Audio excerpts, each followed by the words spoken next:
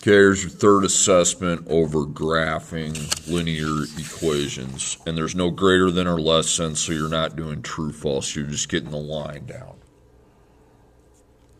You also need to watch for restriction points. Those may come up.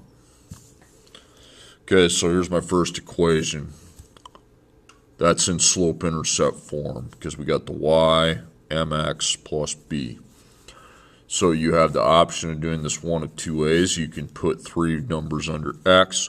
Now this 4 is in the denominator, so it might be smart to do 0, 4, and 8. Okay, you also have the option of labeling it m and b and using the slope, which would be negative 3/4, and the y-intercept, which is 5. Okay, so if I put these in, I take negative 3/4 times, come on, 3/4 times 0 plus 5 is 5. You should know the 0. I can understand the other ones, but negative 3/4 times 4 plus 5 is 2.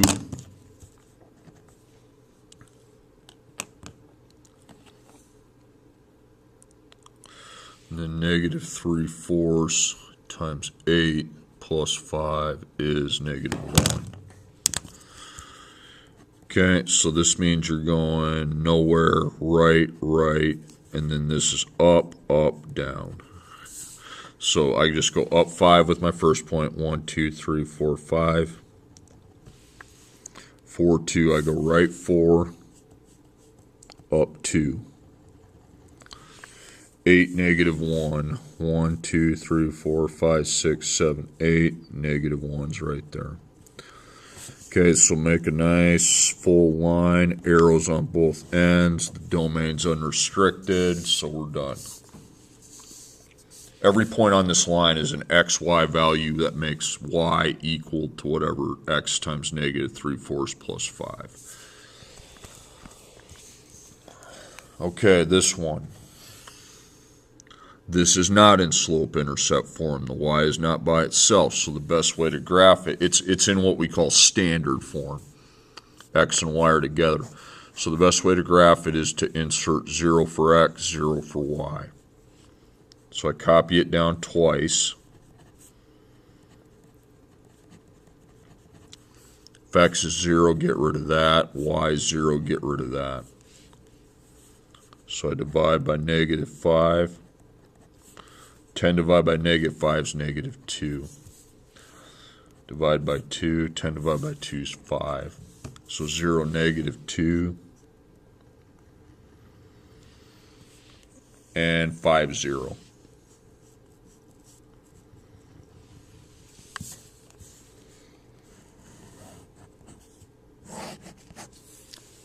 And we have a domain restriction. So negative 3 is right there. So I go straight down until I hit my line. So we got right and left. That is a greater than sign. So we want to keep the right. We want to get rid of the left.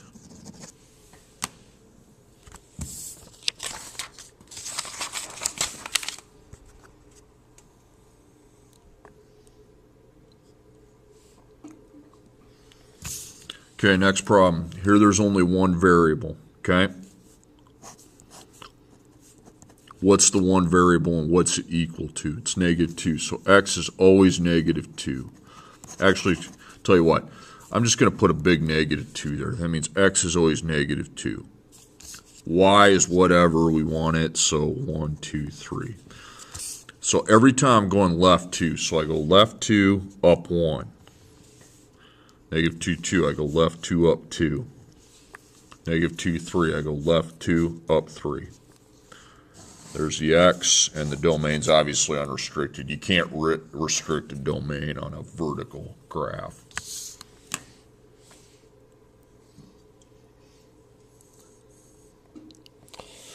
Okay, next problem. That's a giveaway. I want to explain it. Okay, we're back to having the y by itself, so it's in slope-intercept form. Now, you don't go by multiples in anything, guys. There's no fraction, so it's just 0, 1, 2. Yeah, the fraction's 1, so 0, 1, 2. You could also go m and b. and my slope is -5, it'd be a 1 for a ratio than 3. Okay, so I put 0 in, that's 3. Now I multiply -5 by 1 plus 3 is -2. -5 times 2 plus 3 is -7. Okay, graph your points. So right, up, down, down. So 0, 3. 1, -2. So right 1, down 2. 2, -7. So right 2, down 1, 2, 3, 4, 5, 6, 7.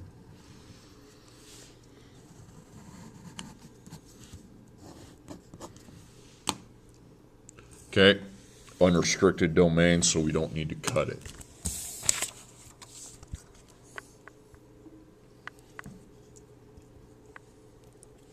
Okay, tell whether or not the given point's a solution to the equation.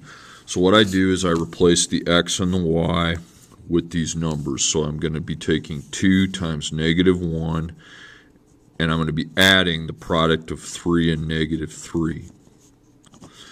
Okay, if you don't, you can just plug it in your calculator or you can multiply. So that's -2 plus -9. That's -11. That's not equal to 7. So no, that point, if I had to graph this line, make a line, that point ain't going to be on it because it wasn't equal. Calculate the slope passing through the 2 points. So y minus yx minus x. Okay, so we're going to be taking 12 minus 6 or 6 minus 12. It doesn't matter which way you go. And then -4 minus -6, well, that's addition now. It's -6 over 2, and that needs to be divided. It's -3.